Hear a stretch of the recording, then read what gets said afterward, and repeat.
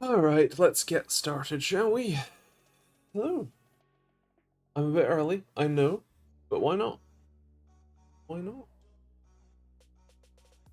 Hello. How's things?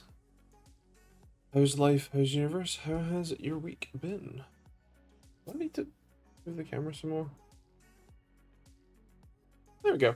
Hello, John. How you doing, man? How's things? Good to have you. Am I? A bit manic. A bit manic. Hello, Essentialist. How you doing? How's things? How's your CS sessions? How are you, John? Finally over the virus bacteria thing, back to work. Well, good, I think. Alive and up, I guess. Wonderful. I'm cooking but watching along. Perfect. Good to have you. Good. Well, I'm glad you're alright, at least.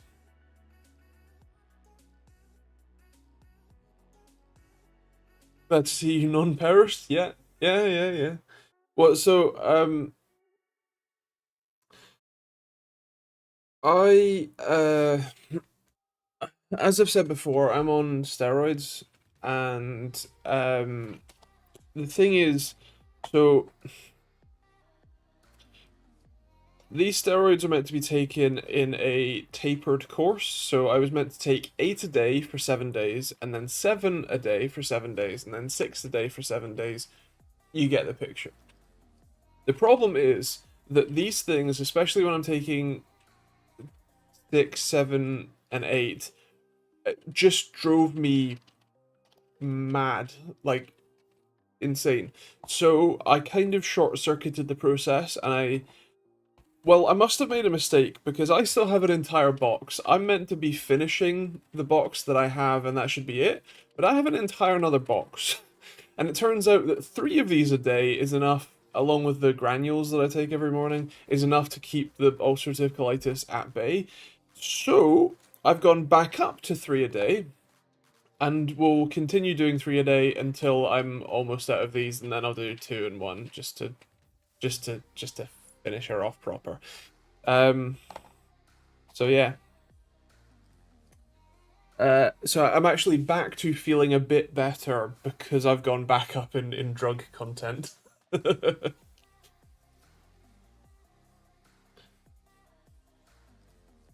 Did I advise a medical professional? I actually didn't.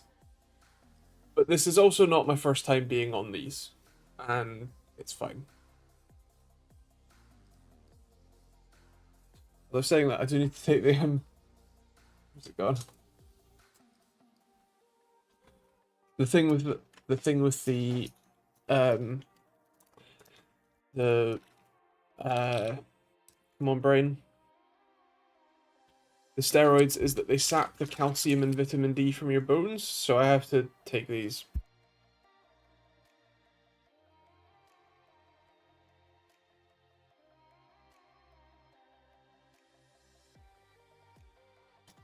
At least they're chewable. Um, Hello Jim, how you doing, man? How's things?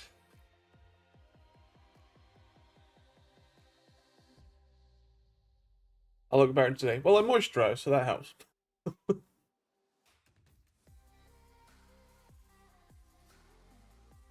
Hello on YouTube, John. Just grinding the CS2 Battle Pass. You can now stack 5 Battle Passes for $16 each for 40 points and a random skin for 4 points. EA and Ubisoft should learn from Valve's greed. You can stack Battle Pass? Oh my god. That's dreadful. Please tell me you haven't stacked 5 Battle Passes. Also, what do the points do?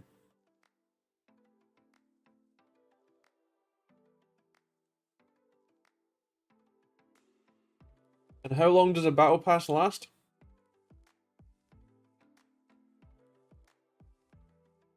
Don't buy video game horse armor. Exactly.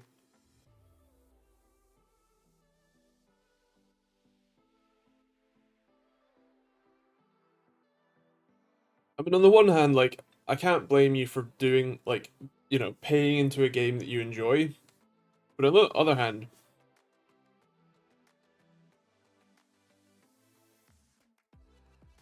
with the points you can get a random skin from a different collection, think of it like a case. Oh, so it's more gambling then. Nice.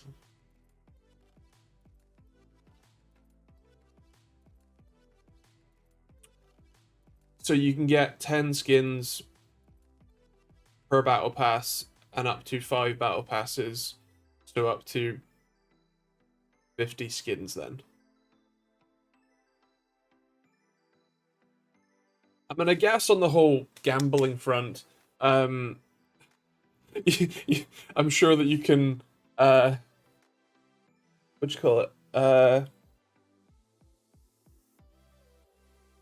Sell the skins, and there's a non-zero chance, probably still very low, but there's non-zero chance that you can sell the skins for as much money as you paid for the battle pass. I have to assume.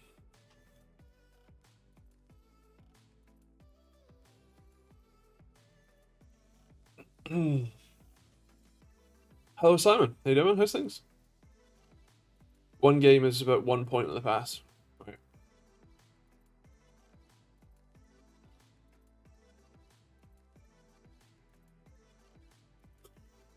Why? It's a video game.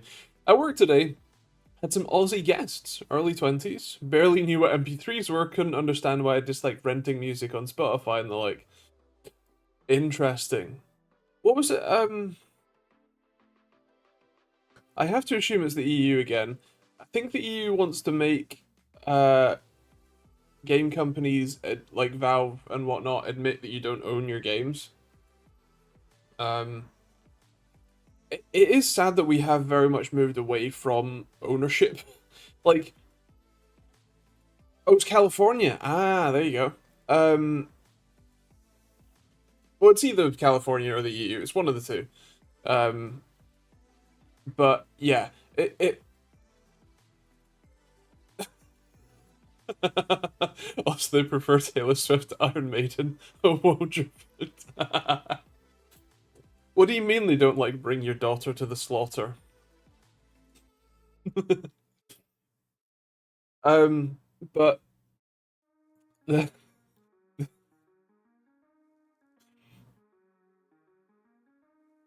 the funny thing is that with music, I do agree. Like, the fact that I don't own any of my music anymore, you know, on like through Spotify, is is something that I'm not happy about. But at the same time, the fact that I now can legally listen to basically any song on the planet, all for the one payment that I make, um, it just like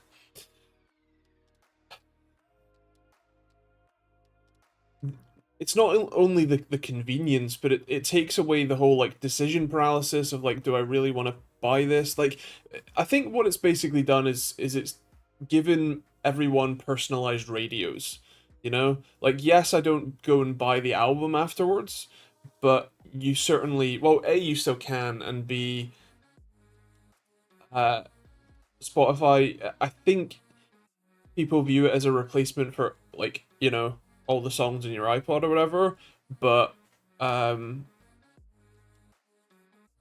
I feel like it's more a replacement for radio now that I think about it.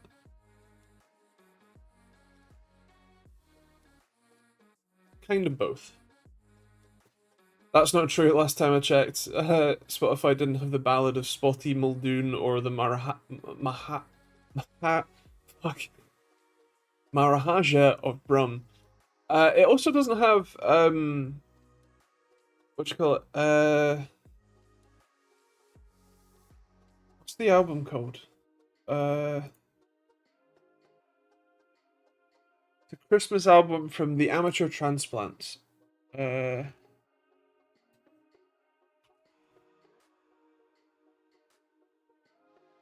hmm,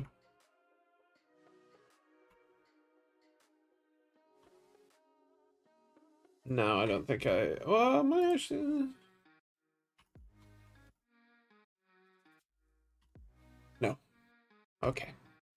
Well, Amateur Transplants have a very funny Christmas album that I do actually have a copy of somewhere. But yeah. Make a video hosting your own Spotify type service. Just say you rip the songs off CDs. I'm in, yeah. Uh, I like party music. You do you, boo. Um, It's probably going to be one of those things where it's like Article 63, this product can cause cancer type things. Yeah, the implementations are always the letter of the law, but not the spirit. Uh,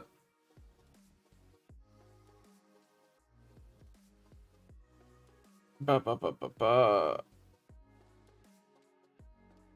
Oh, I don't know if anyone has watched it yet. I watched it just for the stream, but Wendell has just posted a follow-up video to the whole Intel crashing thing. You might want to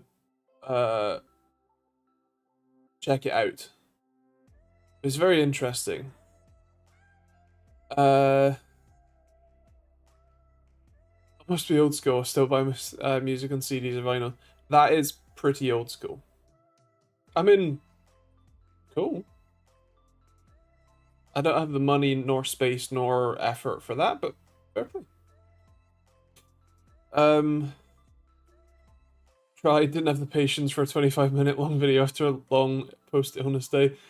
Fair play. Well, so, first of all, you're gonna watch an hour-long stream. What you do in your life? But second, the while I still highly recommend you watch it, I'm not going to give anywhere near as much information or detail as he does in the video. But the long and short of it for me is that it kind of sounds like Intel was trying to make things a bit more right. They've extended warranties for 2 years, so that helps. Apparently, they're starting to make it right with the add-in board partner. Not AIBs, system integrators, the big ones like Dell and stuff. And the issue appears to be, well, okay, there's probably a collection of issues. There was a oxidization issue that they mentioned, and that Steve from Gamers Nexus kind of pushed them to mention. But there's also the stuff that was fixed with the microcode update or improved with the microcode update. My takeaway anyway is that Intel's turbo boosting and especially thermal velocity boost like algorithms. If you don't know, the word algorithm just means like code to follow or procedure to follow, normally implemented in code. People talk about algorithms as if they're some fancy amazing thing, but like just like the response time tool has hundreds of different algorithms for processing the data and whatnot. Like it's a scary word for what is a fairly simple concept. Anyway, the algorithm for it is remarkably simple, and basically it was, if I get this right, requesting way too much voltage, which is kind of funny.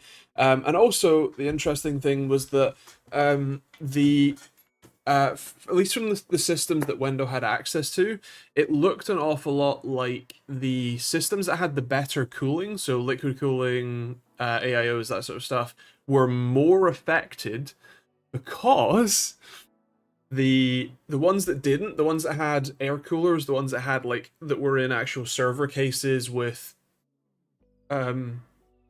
standard like server heat sinks basically, they were already too hot to be able to turbo boost any higher. Whereas the ones that had adequate cooling, those ones were able to turbo boost to fuck and actually hurt themselves in the confusion. There was also some element of, I think they were running the voltage too low, which was causing instability in some cases. So that was something that they're addressing in the microcode updates. It seems like there's actually two different microcode updates that have come out. OX 12B and I don't remember if Wendell said what the next one is. I mean, technically, if that is just XDecimal, then it'll be OX 12C. But anyway, yeah. Wendell did also levy some blame at the motherboard manufacturers as well as the Intel themselves. Although obviously Intel had, even if it wasn't Intel's fault at all, they still very much put their foot in their mouth several times over throughout this whole debacle. So, yeah, yeah. He also mentioned failure rates. Some were looking at about 20% of, I think, the i9s. Some were looking at more like 50% of the i9s, in particular. And also, like, even the T series chips, like the 13600T, you know, the low power ones, they can still, they are still failing at a higher rate than usual. Again, because of the boosting algorithm that I think Intel has improved. But yeah. Hello,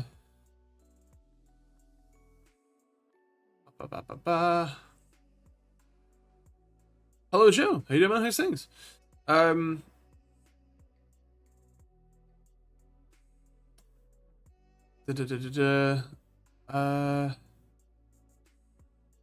No word of a lie, most music I listen to is on YouTube and not even on YouTube Music.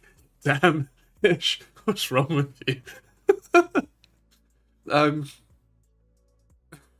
First lesson of uni computer science is write an algorithm about how to make a cup of tea. Yeah, nice.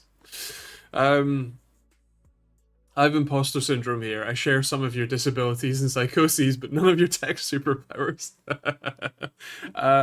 I think it's called weaponized autism. Yeah. But yeah, so I think it's interesting looking at Intel stuff. I can't talk about it, but stay tuned for the end of the month. Can't remember what, like 24th or something. Around the end of the month.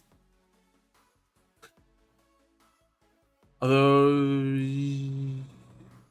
I think unboxings are next week, end of next week, like Thursday or something. Yeah, Thursday or Friday next week. Been a hell of a week. I hope you've had a better one than we have, at least. Well, I've been very busy.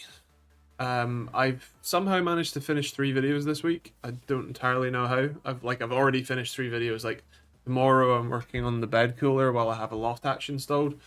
So yeah, busy.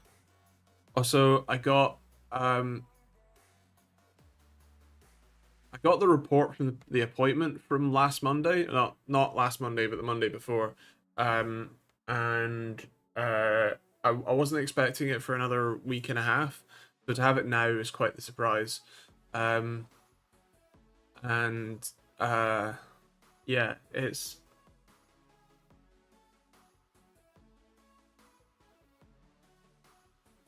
adding to the stress. Yeah. But yeah, busy.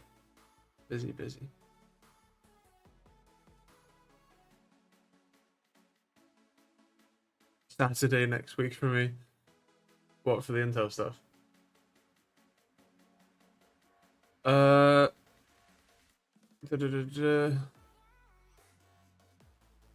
Indeed, stress like peanut butter and jelly. Sadly, you're right. Yeah, just constant. Have you finally found the one functioning health service department? No, this was what do you call it? Private. I'm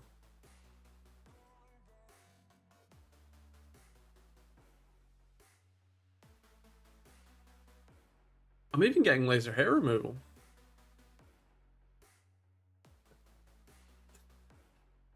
That's weird. It's kind of cool. They have a cryo chiller. So they have the handle thing that they use has three attachments going in. One of them is a guide laser, which just it's a red laser that just points out where it's going to zap you. They have the actual it'll be a CO2 laser, I think. And then they have forced cold air, which basically like chills the part of like the small bit of skin that they're going to zap with the laser, and effectively both it pre-chills it because the laser heats it up, but also it what you call it also numbs the area. Like it's so cold that it numbs your skin so that when the laser fires you don't feel it as badly. They had to do two different test patches with three different settings each, like power levels basically. The first one was fine, the middle one was and the third one was quite sore. It's kind of like, you know, when you get a rubber band and like people, you know, you're at school or whatever. I happen to have a rubber band on my desk. And you know, it's kind of like that, but like really wrenching it, especially in the higher settings, kind of hurts.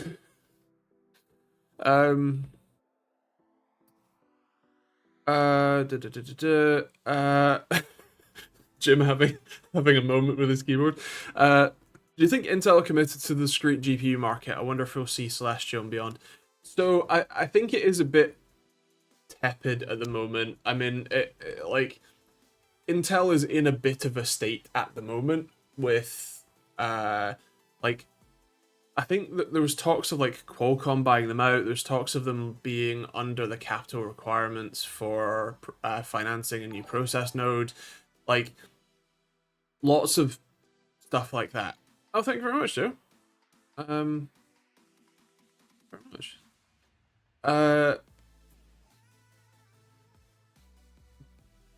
But brain's gone blank.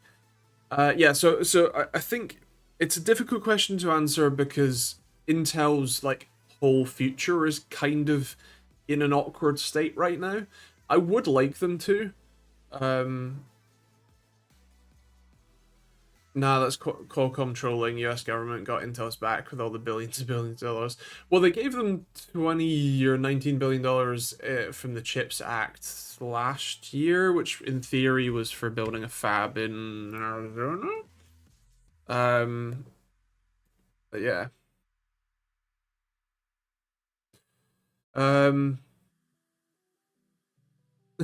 Sorry, Joe.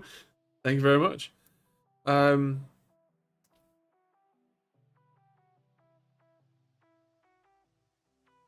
Fair.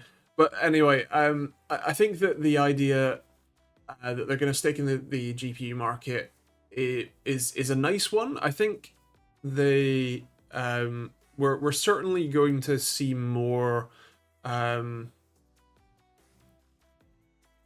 you call it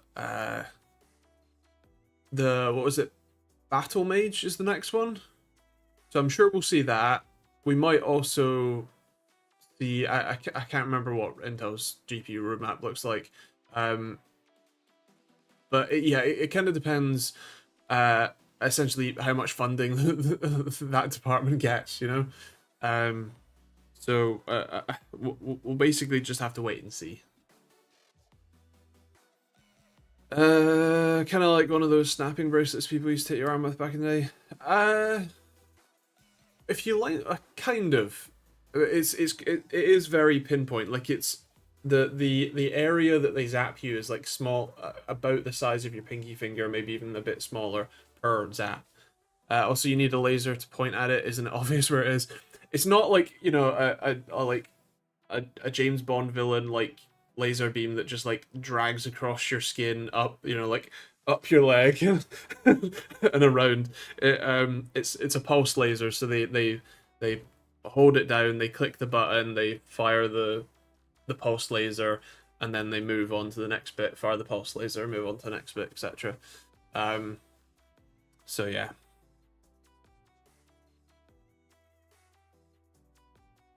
The button laser would be more cool.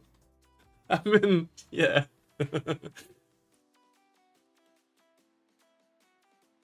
Capono. So I was actually talking about Wendell's video that went out basically just before the stream. Like I just managed to squeeze it in before the stream. And I like Wendell's answer. It sounds an awful lot like their general boosting behavior, but also the thermal velocity boost, especially in the i9, really wasn't great. Which I'm not that surprised by, but also I am kind of surprised by it. Anyway, oh dear. I am glad that it sounds like they're taking care of people a bit better. And yeah, I think while anyone who has 13th or 14th, especially the higher end ones, yeah, he's probably get it checked out. It sounds like for Arrow Lake, yeah, we should be good basically.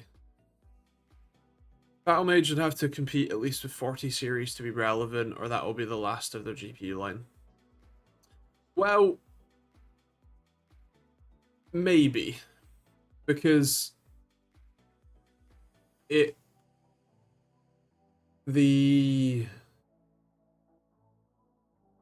can't even remember what the code name for the. Well, they're technically not even the first generation art cards, are they? A 750? A 770? Wow, I'm going mad. The current ones weren't really super competitive. Anyway, like they were on price, but that's because Intel was selling them at a massive loss.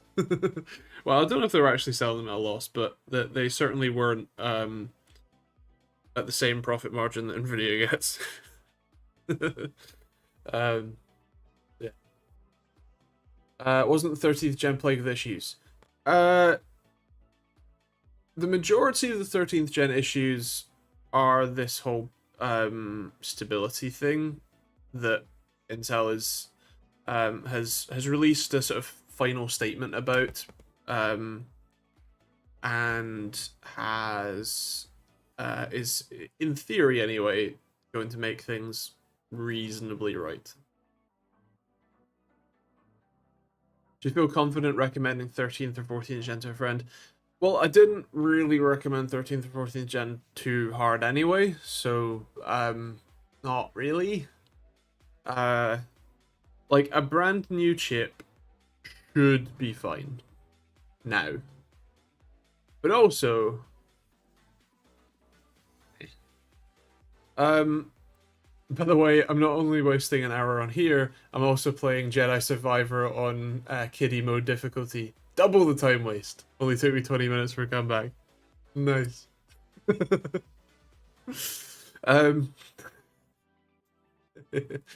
of 13th gen was played, but the majority is okay. Yeah, I think that's the majority of the chips are probably fine now. I mean, if you have instability, RMA it, but it's mostly the higher end parts, and it also depends on your motherboard vendor and motherboard settings. People like Asus have kind of always been quite eager to push the limits of Intel's power profiles and things, which, to be fair, Intel isn't doing themselves any favors by having such lax power profiles. You know, like AMD has pretty clear, like, this is how much power the chip should draw, and while you can use PVO to overclock it, like, or to over power limit it, it's also not quite as bad. Although also there was a bit where I think it was Asus motherboards, maybe more than Asus motherboards, they were literally burning a hole through Ryzen 7000 series chips. So yeah. But again, AMD was very quick to be like, okay, here's what's happening. We're like, you can send us your blown up chips and we will send you a new one, no questions asked. You know, like, whereas Intel was very much like, oh, it's the motherboard vendor's fault. Oh, it's these other people's fault. Oh, it's the user's fault for cooling their chips too well. Oh, it's okay, it's our fault. But we got a BIOS update though. Definitely fix it. Oh, it's not. Maybe you can RMA now.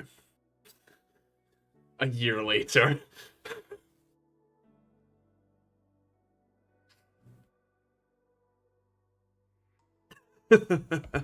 Nice finish. Picking up the new motor tomorrow at 10 a.m. Nice. Phil Carroll, hello from Texas. Hello, welcome. Welcome to the chat and the stream. Still can't believe Intel tried to blame the motherboards vendors like cowards. Yeah, well, so again, from Windows video, it does sound like the motherboard vendors do have, let's say, some responsibility to, you know, the at play here. But as I said, Intel have done kind of everything possible to make you A, not believe that, and B, like, not really care. You still want Intel to be the one to fix it because they've really not handled it well. So yeah.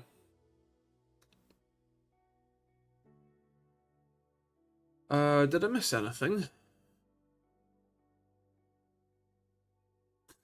If I told myself 15 to 20 years ago that when I'm 36 I'll be excited about getting a new Dacia, I'd have slapped myself. Well, I mean, I don't. Oh god, Top Gear's been on in a long time. I don't think that the Dacia Sandero was a joke until about. Oh shit. No. No, maybe it was. Maybe it was 15 years ago. Jesus. Um, but yeah, yeah. I mean, to be fair, Dacia has made quite the comeback. So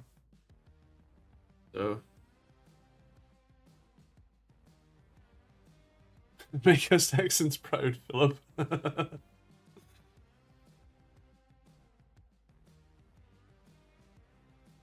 Glad to have you all. Sorry, it's a spot right on my elbow, and it's annoying. Um, I will be good.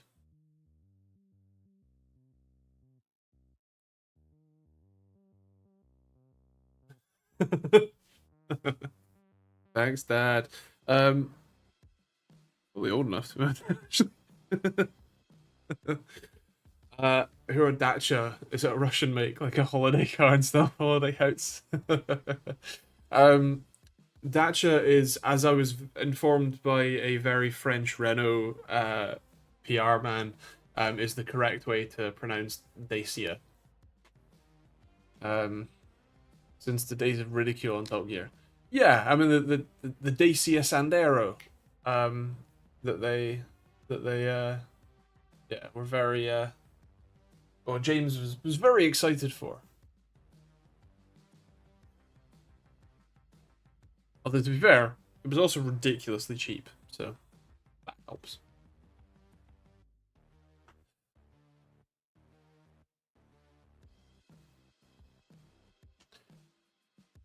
Dacia sounds like something stuck in the outside of a wall, or Dacia. If a 2-slot 1590 is true, it has to be water cooled, correct? Almost certainly, yeah. I mean, the 4090 was triple slot verging on quads, so yeah. Good news, everybody! The Dacia Sandero is coming to the UK! Anyway, in other news, Richard Hammond has crashed again.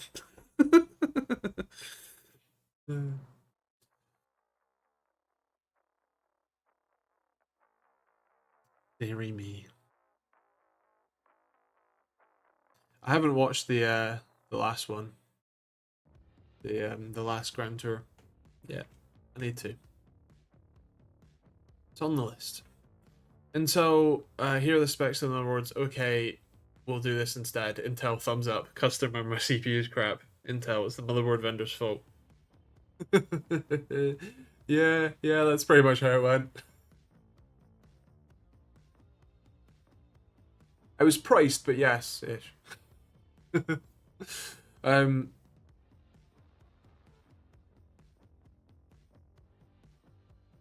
Fair pleasure. I mean, I will. I'll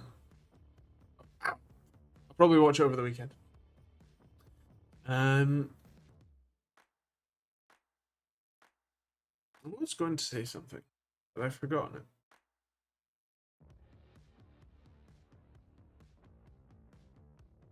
Nope. It has escaped my mind.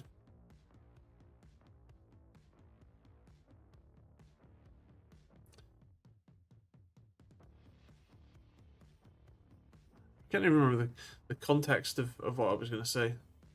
No, it's gone.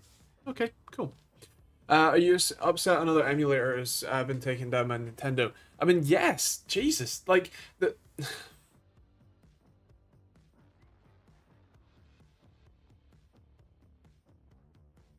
Nintendo is doing everything they possibly can to make everybody hate them. Uh, and like, so I can't remember what the how you pronounce it, Ryanix or something. Anyway, one of the other Switch emulators, or one of the last surviving Switch emulators, have been essentially legally pressured to shut down. There is nothing illegal about emulation. There is nothing illegal about these emulators existing. Nintendo is wielding their massive fortune to suppress actual innovation. Like, emulators provide a better experience than the Switch can. You're stuck at, what is it, 576p 30 FPS. Some of the new Pokemon games don't run well on the Switch. If you want to play those games properly, you have to emulate them. And because the Switch 2 must be coming out, and it's basically just a spec bump of the Switch 1, which means all games are backwards compatible, that means that they have decided that they have to take all the emulators offline so that you're forced to buy a Switch 2 instead of doing the fair and legal thing and emulating your games. The argument that Yuzu was something to do with a leaked copy of Zelda and something about the encryption keys or whatever, it is clear like BS pretense, because this one was just legally pressured. Like they have nothing to do with any leaks. They have nothing to do with, breaking encryption. Like it's all just a pretty basic, well, not pretty basic, but a bog standard emulator, and it sounds an awful like Nintendo sent them a letter and said, either you take your stuff offline, or we're going to tie you up in court for the next decade and make you homeless. Even though they know that there's nothing wrong. Apparently they had a back alley deal with Nintendo. Interesting. I haven't heard that part. Do you have any more information about it? Didn't Nintendo also cease and desist Poke themed parties? I think I've heard that, yeah. Emulators are fine, bundled with stolen games or IP is less fine. Yeah, but none of them were. I think the thing with Yuzu was that something they helped distribute, possibly through the Patreon or something, the leaked copy of the more recent Zelda game. But yeah. Raujinx. Okay.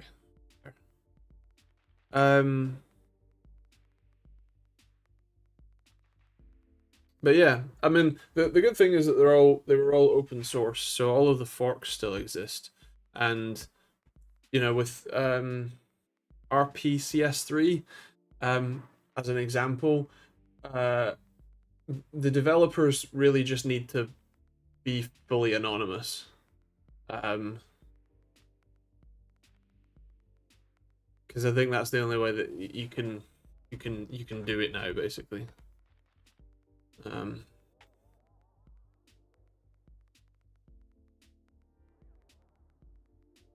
but also, I don't think that this is the end for emulation in the same way that there are still people who like crack games with Denuvo and stuff like that. Like, uh, it does make it a more difficult art for sure, but I don't think that's going to stop people.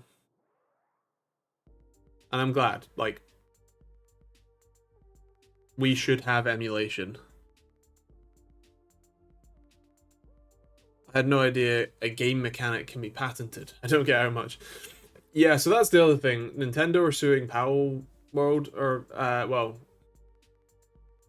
Powell Games. I still can't remember. I think we talked about this last week.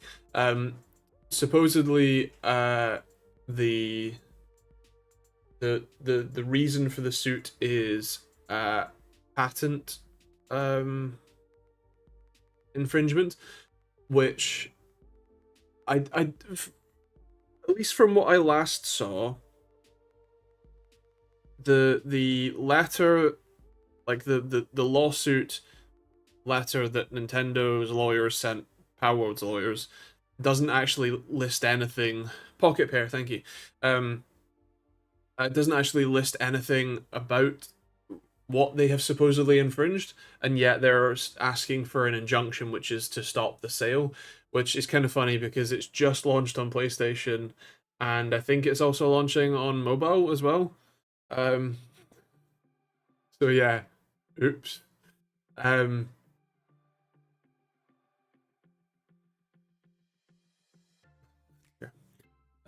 but yeah, utterly ridiculous. I know that I can't remember. My memory is failing me, but there was a game company that uh, patented the idea of having mini games on a loading screen. So like as you're waiting for your game to load, you can play a little mini game. Um, I can't remember who it was, but someone patented that and have been yeah, lording that over people's heads. I think it expired semi recently, though.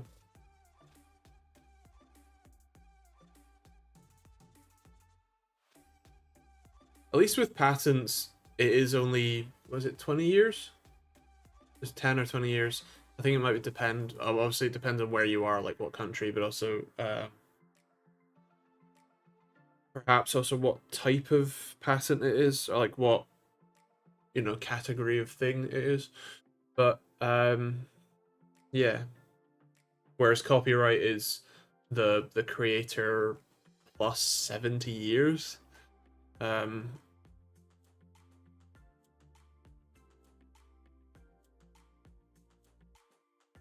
Emulation is essential even for the devs to develop. I mean, yeah, yeah, it is. Um,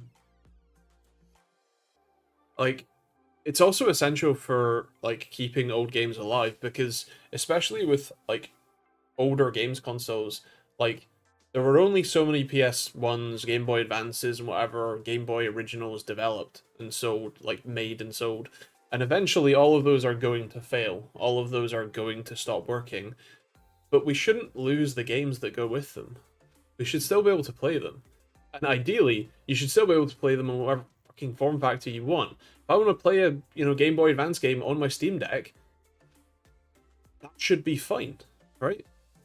Like, especially if I own the original game as well. Like,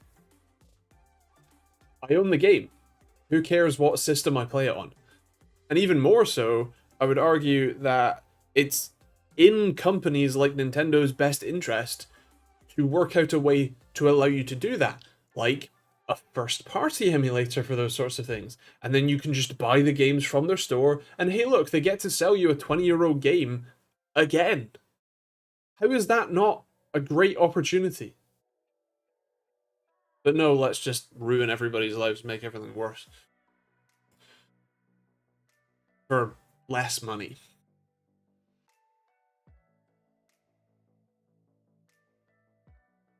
Um.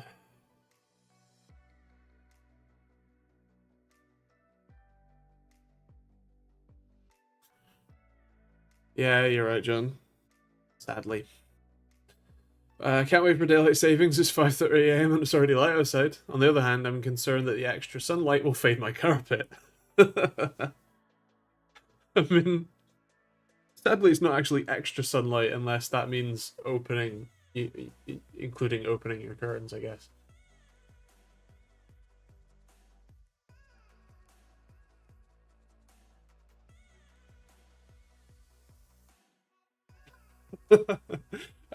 Ish, sorry I didn't see your Moneyman chat comment 8 minutes ago, but I mean you're not wrong. Eddie Hazard is uh let's say a different generation, and a different tone, but same genre.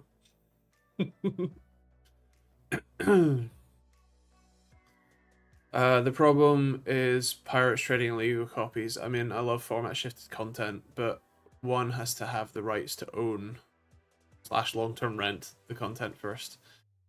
Well, yes, but again, pirating is an issue of availability.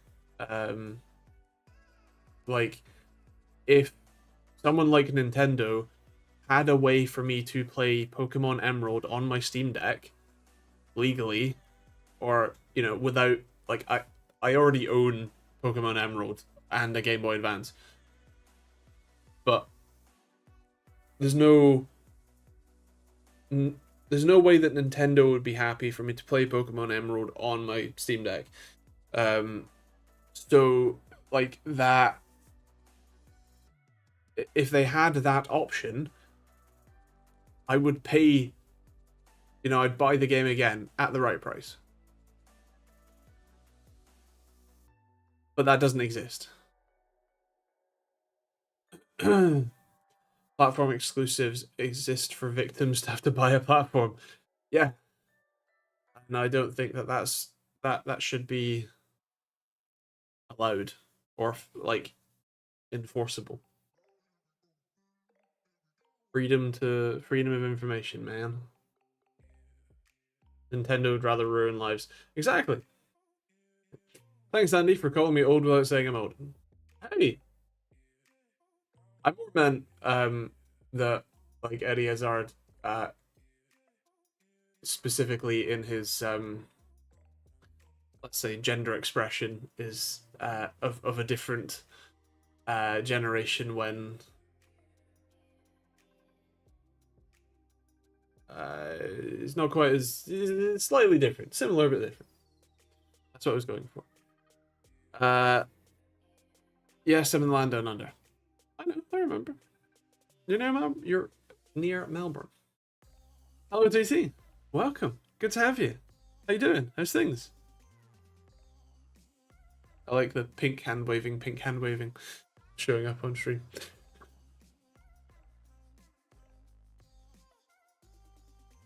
Oh, you're replying to John.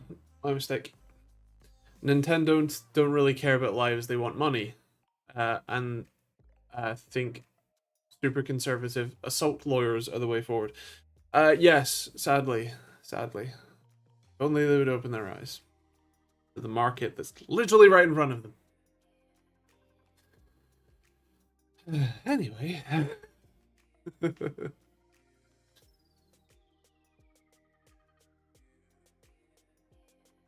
Gives a small glimpse of life into Japan. Looks amazingly outside, but then you hear the horrors of reality within. Well, yeah, I mean, I think Japan on the national stage It's not something I'm anywhere remotely qualified to talk about. Just to be clear, this is ramblings of a lunatic. Don't listen to me. Um, uh, does very much exude a technology first kind of hyper futuristic, I think, kind of image. While from the very little that I understand, they're very, very socially constrained and conservative and restricted. A lot of social pressures in all directions.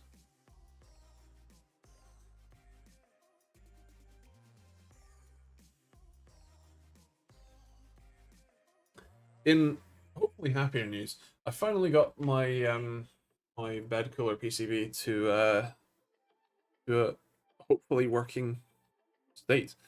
Um, the ESP goes that way around. In there like so. And so we have this. So this is an ESP32. The fun thing is that so this is an ATX 24 pin power supply, and one of the pins I think like somewhere here supplies 5 volt power, 5 volt standby power. So basically, the way that your power supply works is that it supplies 5 volts through the 24 pin to your motherboard, and then when you press your power button, what that does is essentially use the 24 pin to flip a transistor on also on the 24 pin. It's one of these ones. It's either like that one or that one. But yeah, it's no, I think like that one, fourth one up or something. So it flips that one to ground, shorts it to ground, and that's what turns the power supply on and allows the 12 volts through your 8 pins and stuff to come through. But the fun thing is that I can use the 5 volt standby power to power this board, which can then flip this transistor, which then turns the power supply on. That's kind of fun. So I don't need to plug in the USB port to power the board. It's all powered from the power supply, which is quite nice. But yeah, so like these things are the level shifters that I've been fighting with an awful lot. So basically, the microcontroller outputs a 3.3 volt signal here, gets shifted to 12 volts to then open these transistors 2 at a time. The bottom one is for the built-in fans, and then I've also been working on getting the 4-pin fan headers to work. So yeah, also adding more capacitors. I've soldered everything down, so this is all actually ready to go, and I'm going to be testing this. All right.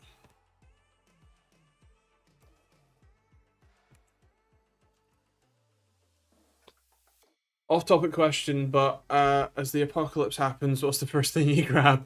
Okay, so I have a less fun answer than I assume you're expecting here. The problem for me, and the problem with most like apocalypse fantasies, is that basically they forget that disabled people exist. So while I'm not technically so disabled that without any of my medication I actually die, like I'm not, diabetic and therefore without insulin I just die, or what like but a lot of my medication goes an awful long way to not helping me die, and especially now that I have ulcerative colitis, without the steroids and the mesalazine pentase, the granules I take every morning, the I, I start bleeding, like I start losing blood and water quite quickly. So I still might. So the short answer is knife,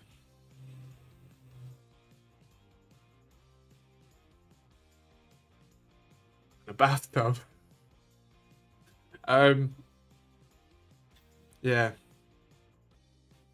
Because the other thing is that like we're so accustomed to all of the systems that we have, like even just thinking about electricity. The electrical grid is a managed system. During an apocalypse, those people aren't going to work. So, our pumped water, that doesn't happen without electricity. Our pumped sewage doesn't happen without electricity. Like, if the electrical grid goes off, which it will, how do we survive? We are not equipped for that anymore. We have moved to a higher order of living, a higher order of society, but that also means that we're acutely vulnerable to the basic stuff again. And yeah, big problem. Nice answers. Still don't know what I would grab. Fair. I mean, at least you're in Texas, so like a firearm is an achievable option for you. But yeah, you'd be hunted for your solar panels. Yeah, I mean that's the thing, like. Well, but the problem is that, like, sure, I might have power at home, but first of all, what the fuck am I going to do with it besides maybe cook and heat my home? But besides those two things, which admittedly are quite important things, but like, what am I going to cook? Because once everyone's looted everything out of the Tesco down the street, like, where do you get food from there? Like, maybe best case you're growing food in your garden. Cool, nice.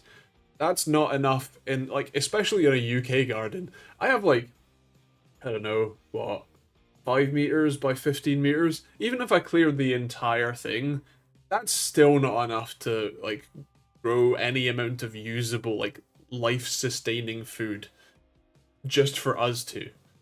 Like that's just not it. Um. So yeah. Uh.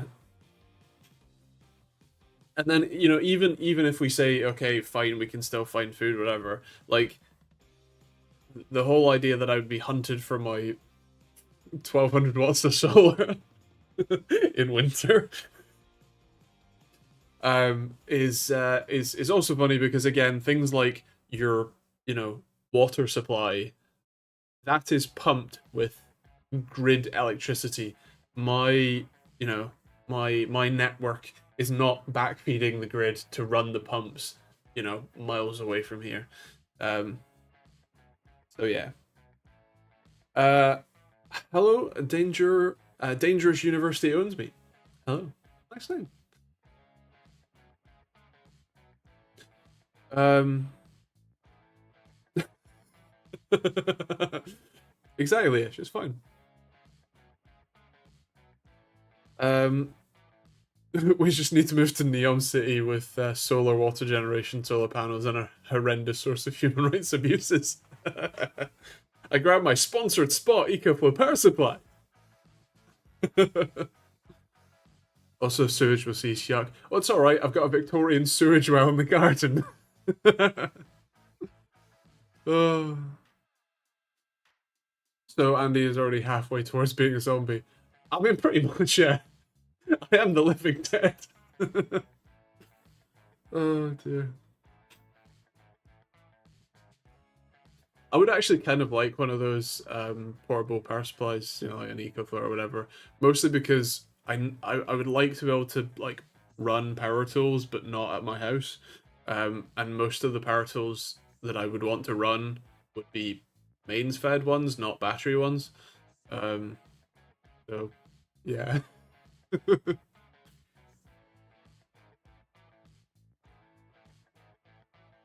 And I'm yet to package my own solar battery into a handy portable container. uh,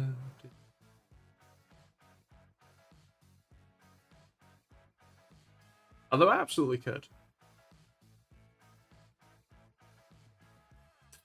Um, if it's a nuclear apocalypse, I'll just perish. Not an appealing kind of wasteland.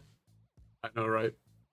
A lot of people forget that there is a secret third option other than like purging or hiding. Is just dying. It is an option.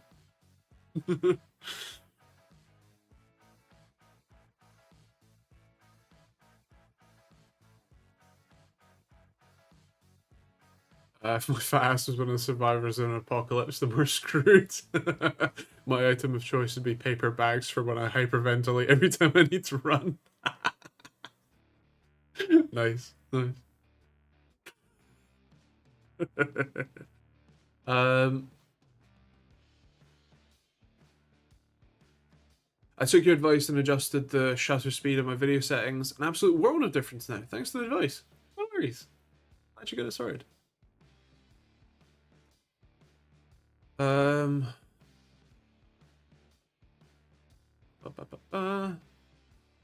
My hunting life. Nice. My problem is no petrol in about 3 to 6 months for my bike. Yeah. Yeah, again, you know. All of the high order stuff that we have, any amount of technology, any amount of, you know, manufactured or processed goods, you know. I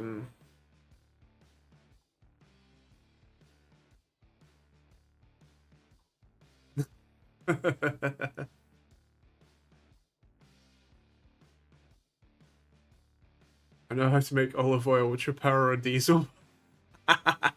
Well, the U.S. Army made a bunch of KLR 650s that are diesels. Yeah. Although to be fair, you can make ethanol. Corn juice. Although it's not actually it's corn juice in America because that's what they grow, but it's not corn juice in Europe. Can't remember what it's normally distilled from. But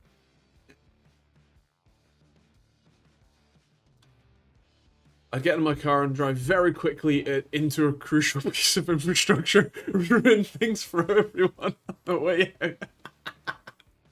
Amazing.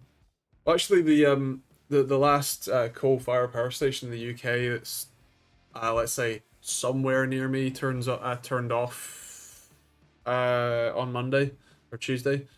I think it was Monday. Turned off for the last time. It's off for good now. Which is kind of annoying because like the majority of the cost of building a nuclear power station is building essentially just a coal power station.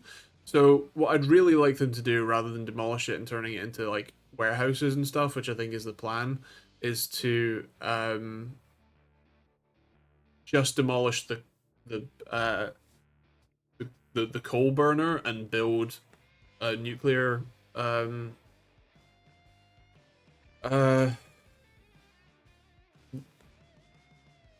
burner chamber instead, because yeah, the way that we generate power, reactor, thank you, sorry, brain went blank. The way that we generate electricity is really quite funny, because we've been doing it the same way for quite a long time, which is we heat some water, turn it into steam, specifically superheated steam, and then pass it into a turbine that spins, and that's how we make power. We've been doing that with coal for 147 years in Britain, and yeah, we've been doing that with nuclear as well too. Yeah, great. Great. You would have thought that we'd have worked out some other more efficient way, but basically, the long story short is that turning heat into electricity is really difficult because heat energy is the most unordered form of energy. It's just the molecules all being real excited. To turn it into electricity, which is the most ordered form of energy, it's a very difficult process. That's why like resistive heaters are 100% efficient. All of the energy that goes into a resistive heater will come out as heat. 100% of it will. Fantastic. But trying to go the other way, you end up with a lot of waste, either with the system itself, or with with the what you call it, these Peltier elements that are in the Tech thermoelectric cooler. So this is what I'm using to do the heating and cooling on my bed project. But the four that are in here are Peltier elements, and they also act as generators. So you can apply heat to one side, cool the other side, and it will produce a current, out. The problem is that best case, this is like 20% efficient. best case. Best case. Absolute best case. Um, realistically, it's like 1% efficient. Uh, so yeah, difficult. I'm surprised geothermal isn't a widespread thing. All that thermal energy a few miles down. I'm just surprised, rather. Uh, I I think I put surprised down there. Yeah. Well, again, uh, the problem with geothermal is likely uh well, it's not even really cost because like the cost to develop whatever.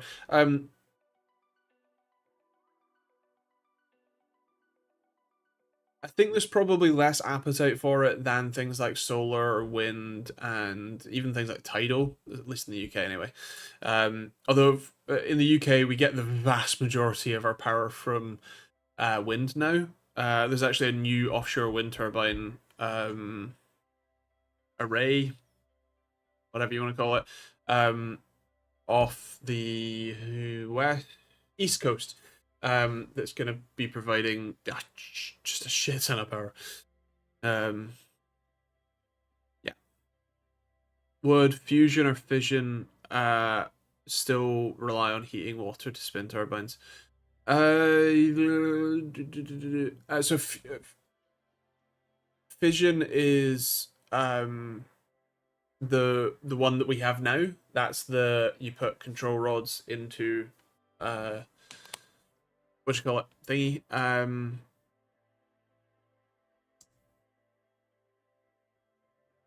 Is it plutonium into uranium? Uranium into plutonium? Either way, to cause a nuclear reaction, specifically a fission reaction, which is breaking them up, whereas fusion is the opposite. It's taking hydrogen molecules and joining them together. The problem is you need an awful lot of heat energy to start with. But yeah, yes, it's still a heat source. So yeah.